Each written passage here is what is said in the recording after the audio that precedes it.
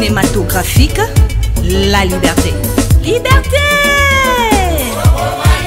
Bonjour, mbote na bandeko na biso nyonso oyo balandaka ba video na biso na Chatila Star TV na pesi bino mbote bisika bozali bino nyonso na mabota na bino. Na yango wana pona mukona lelo naza na recette nanga o na kosala recette nangai ya ngulu nanga ya kotumba.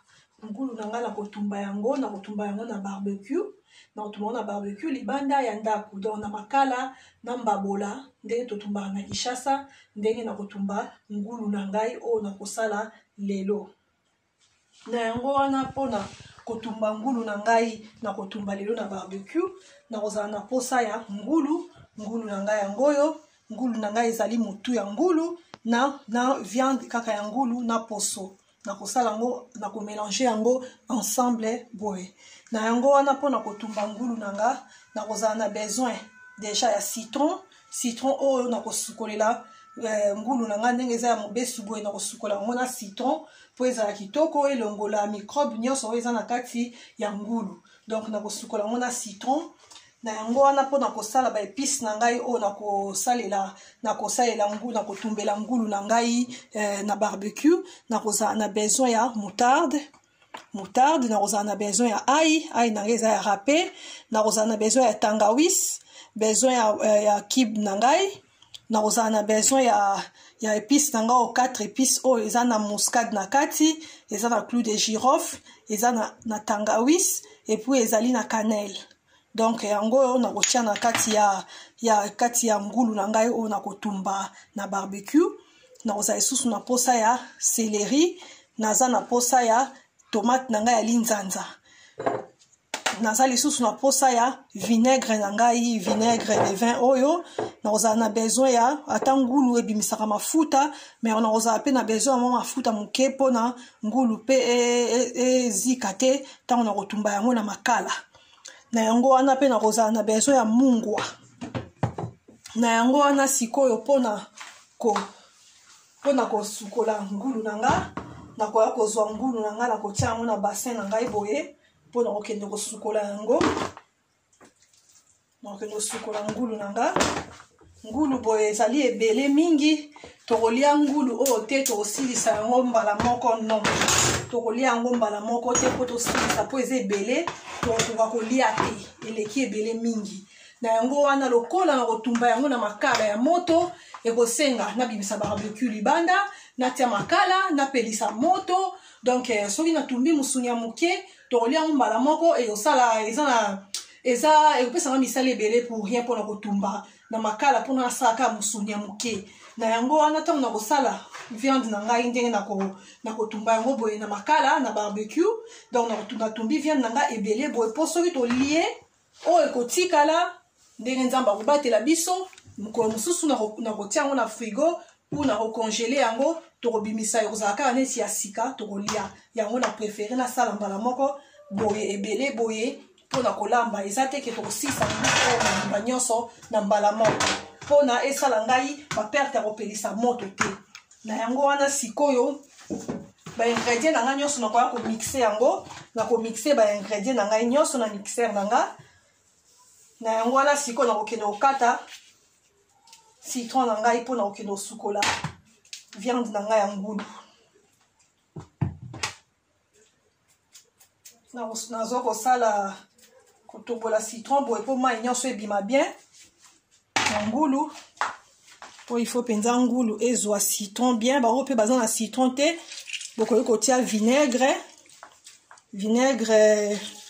d'alcool bokoki kotia yango mpona ngulu talaka ngulu ndenge ezalaka donc il faut koboma penza bamicrobe nyonso eza na kati ya ngulu.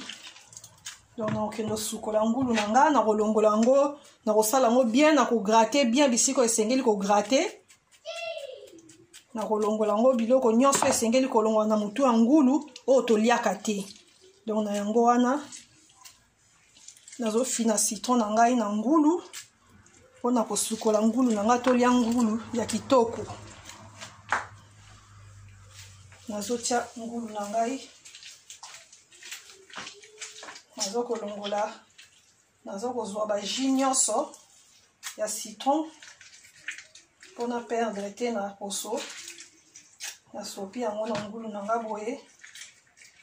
Ngulu na nga mpenza ekota citron bien na poso mpe na misuni. Na yango wana sikoyo ndenge nasali boye nakokende kosukola ngulu na nga na mai ya malili. Na mai ya moto te, na mai ya malili. Nakobalola mwa ba citron wana nakopakola yango partout ekota bien na viande, ekota kitoko na viande. O viande na nga ekota citron bien. Donc na poso nakonika na poso bien. Na mbeli nakonika na poso bien, nakokata ngulu na ngai mike mike te. Nakotika yango kaka minene boye. Lokola nakotumba yango na barbecue.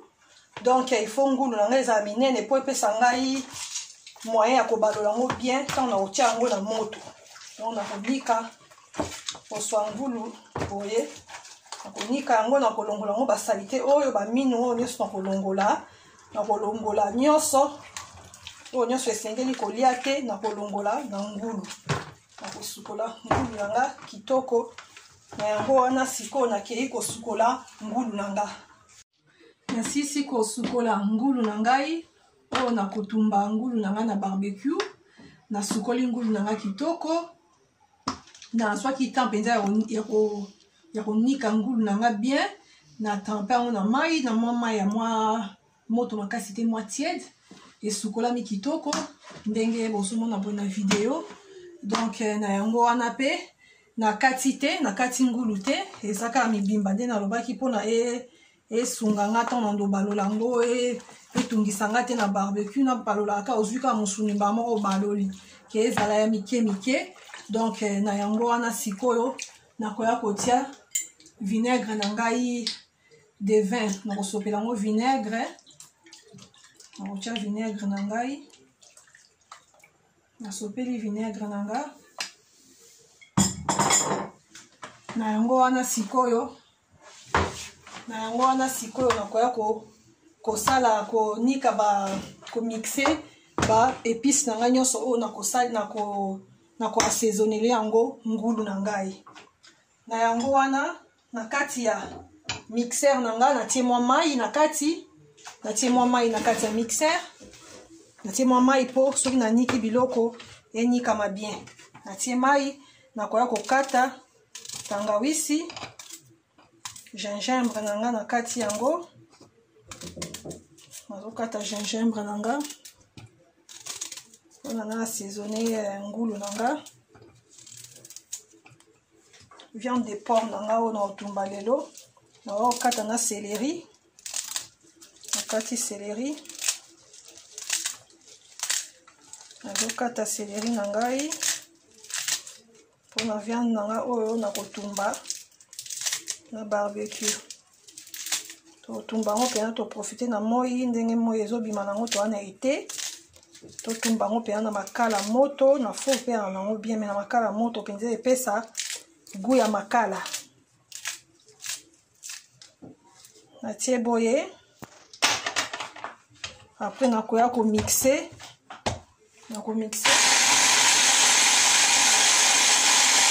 Nakomixer ba épices na ngai.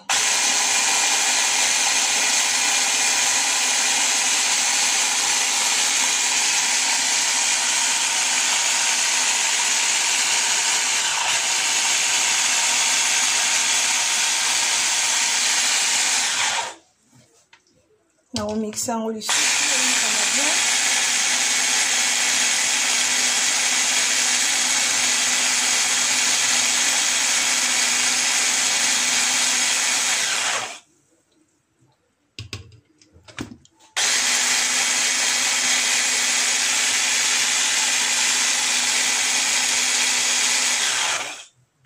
Nasisi komixer céleri na nga na ai. No céleri na ngai na tangawisi. Na yango wana sikoyo nakoya kotia yango na kati ya bol na ngai. Nakotia yango naza vraiment na besoin ya épices ebele po il faut vraiment se macérer bien po ngulu lokola nakotumba ngo mbala moko ekozala ya kolamba te. ya kotumba mbala moko na contact na moto, donc il faut penza ekota ba épice kitoko, mungwa ekota na kati kitoko, donc nous en a besoin ya épice nanga ebele. Na yango wana siko na otia 4 épices nangai pour ngulu eze ebele, il faut pena tia quantité moins mingi. Na koya kotia ail nanga déjà ezali ail râpé. Na koya kotia na tie 2 cubes nangai boye na ofinango na kati, finango bien pour ba morceau etikala ya minene te. Nazo fina yango kitoko. Kuna pe na kati ya ngulu nangai viande de porc nanga na sina tiaki yango pe vinaigre de vin. Na koya kotia sikoyo moutarde. Na kotia moutarde olembisa yango kitoko, ekobelisa yango kitoko. Na tie moutarde nanga. Na koya kobakisa pe mungwa. Ngulu eze ebele. Na bakisa mungwa nangai. Na koya kotia pe l'huile muke. Ntie l'huile muke. Na koya kobalola nyonso. Na kobalola épice nangai nyonso. Na koya kotia pe tomate. Tomate nangai ya linzanza. Pe tomate nangai ya linzanza. Na koya kobalisa mwa mai muke na kati ya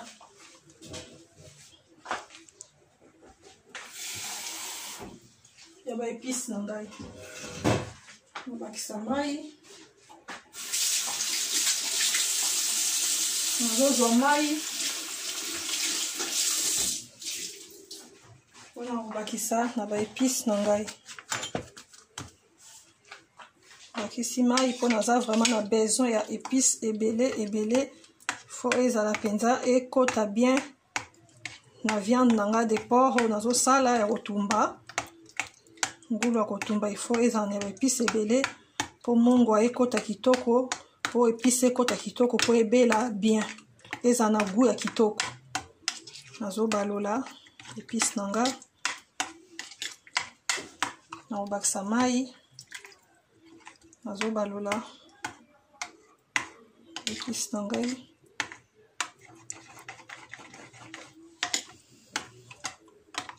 Na obakisa mai mususu. Po épice onde yango nde moto ekosala ngulu na biso kitoko. Nazo balola épice nangai.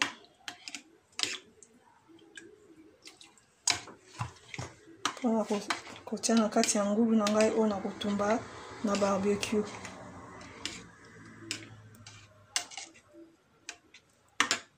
Na yango wana pe na mulangi o etikalaki na kati ya vinaigre ya moutarde nanga.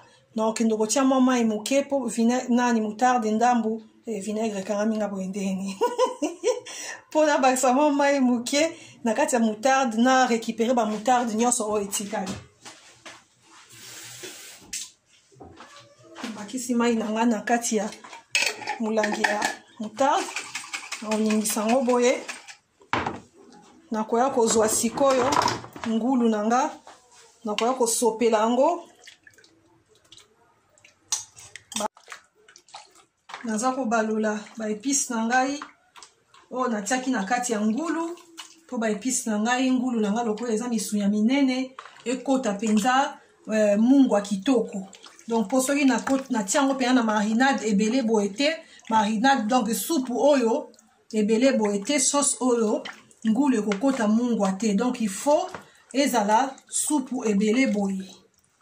Il faut ezala jus ebele boye na kati ya épice po ngulu lokola tokotokisa ngulu te, ngulu ekota mungwa kitoko. Na yango wana na tobolaki misuni ya ngulu po na mungwa ekota bien, épice ekota bien. Na kolalisa yango na butu, ekolala na butu na kotikela yango temps elala na kati ya mungwa. Elala na mungwa, elala na épice po ngulu na ngai elemba kitoko to na kotumba yango na barbecue eumela te ebela kitoko.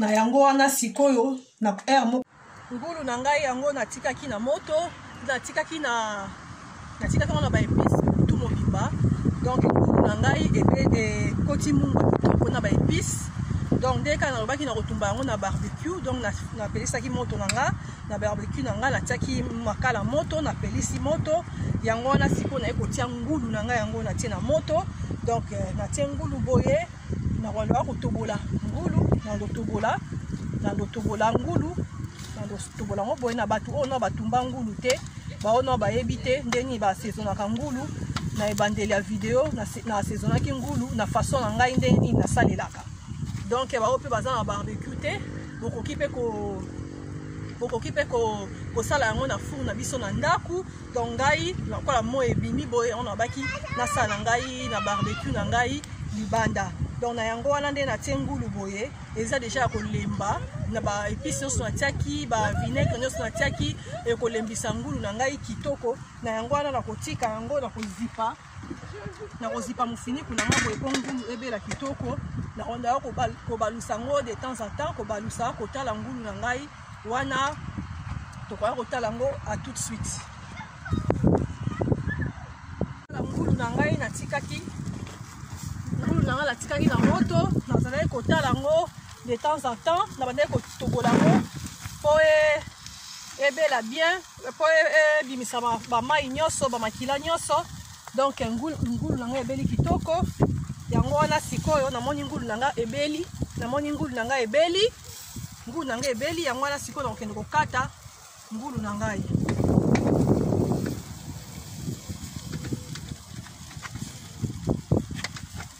kata mwa musuni ya ngulu mpona tomeka toyeba soki kata ngulu na ngai nazokata musuni ya ngulu na ngai po tomeka mpona soki mungu ekoki kitoko napesi mpe merci na cameraman po azozwa mikili kitoko aussi pas parce que ici c'est pas ici